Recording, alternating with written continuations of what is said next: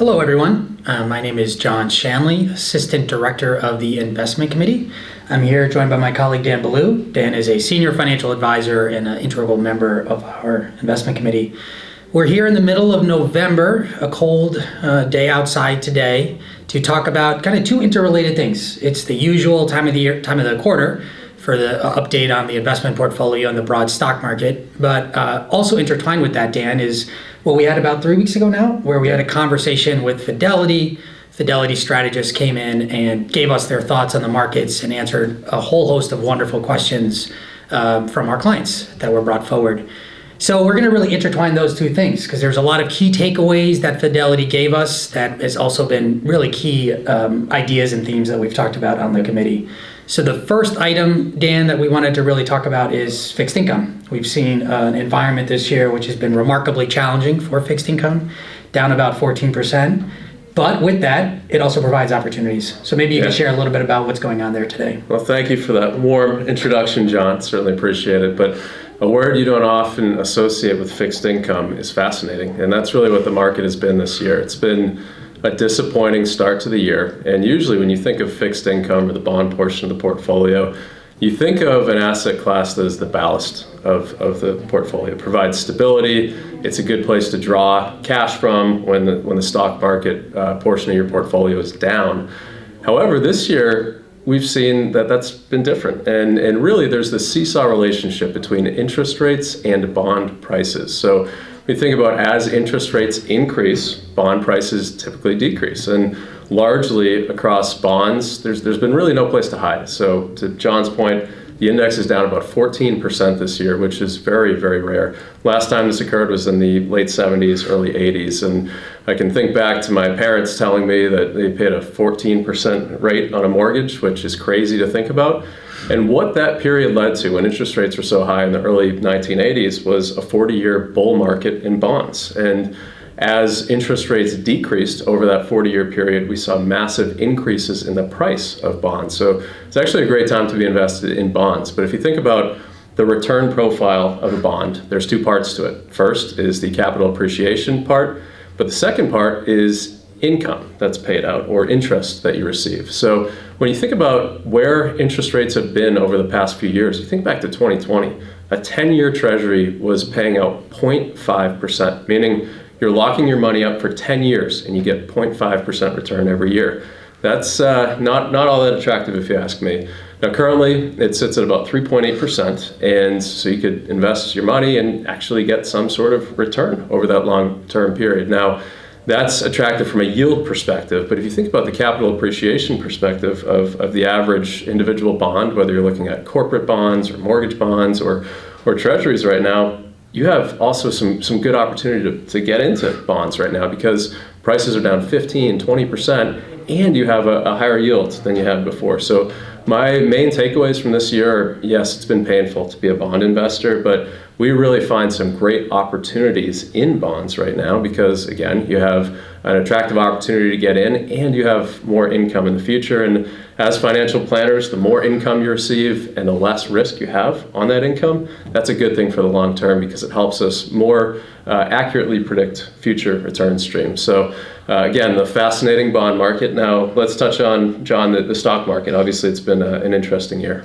Yeah, Dan, so well said. I feel like we've said fascinating so many times these last, 2-3 years since 2020, but it really is a fascinating time period. And we probably have just as many conversations on the investment committee on fixed income as we do on stocks because of how historic this year has been.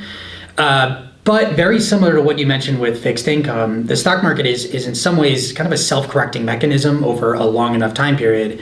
And as prices of stocks fall, our future return expectations go higher because it's like most things in life. The cheaper you can buy something, the better you expect it to be over long periods of time. So we've seen as the market has dipped down about 20% on a year-to-date basis, we've seen some really attractive opportunities arise within the stock market. You can start to get really attractive rates of return. This time last year, multiples were kind of stretched, right? Yeah. We were paying up for good quality companies.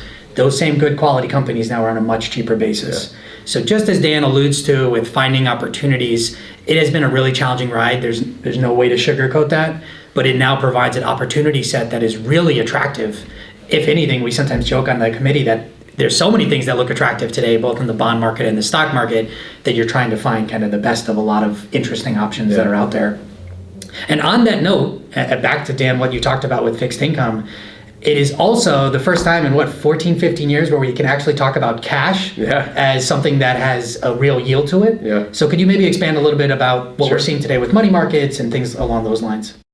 Yeah, cash is actually returning something, and it's really an interesting time because for years and years we saw zero returns in cash. So a few different ways to access it. The first would be a certificate of deposit. Now, for years, that was called a certificate of disappointment. It wasn't yielding much. You were locking your money up for a long period of time. But if you were to look at CDs right now, and you look at anything from a 3-month to a 2-year, you can get in the ballpark of 4 to 4.5%, which is a pretty good return. Those are FDIC insured, so your principal is protected. And if you're getting 4.5%, you can be pretty happy with that. If you don't have immediate cash needs, it does certainly pay to hold those through maturity. But if you do have immediate cash needs, money market portfolios, which are very stable. They don't have the FDIC insurance, but they're very stable in principle in a short-term investment vehicle. Those are yielding anywhere from 3% to 3.5% in certain cases. So if you were to look at various money market accounts or even high-yield savings accounts at a bank,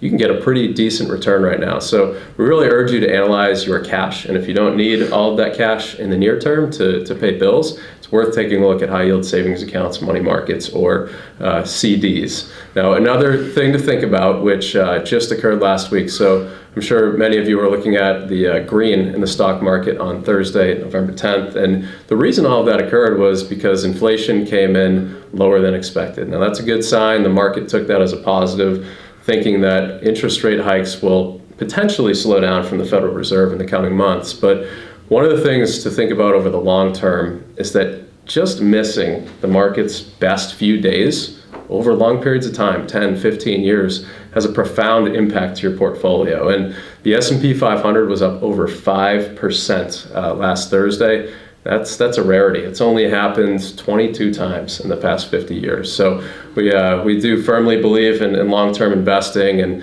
it's often the investment stomach that wins out over the long term, not necessarily the investment mind always. So just being able to stomach that volatility and stay invested for the long term is crucial. Yeah, incredibly well said, Dan, because years like this are challenging to live through, but our confidence in long-term investing and finding companies that are going to provide solid results, bonds that are going to provide solid results, that hasn't been shaken, right? We still believe in the long term. The price to pay is just living through some challenging short-term environments, right? So I think the message you've heard from us and also heard from Fidelity a couple weeks back is it has been a hard year. We've seen red with most asset classes, fixed income and stocks, but the outlook is promising. Whether we're talking about cash, like you talked about, certificates of deposit, fixed income, or stocks, the opportunities today are really attractive for future returns. That doesn't mean anything for the next day, the next week, the next month, right? We're not here to prognosticate what's going to happen in the short term. But when you can find opportunities like today, it's exciting, and it gives us a lot of confidence for the future. So like always, please don't hesitate to reach out if you have questions or thoughts. Always reach out to your advisory team or us here on the investment committee. Thank you for your time, and we hope you have a wonderful holiday season.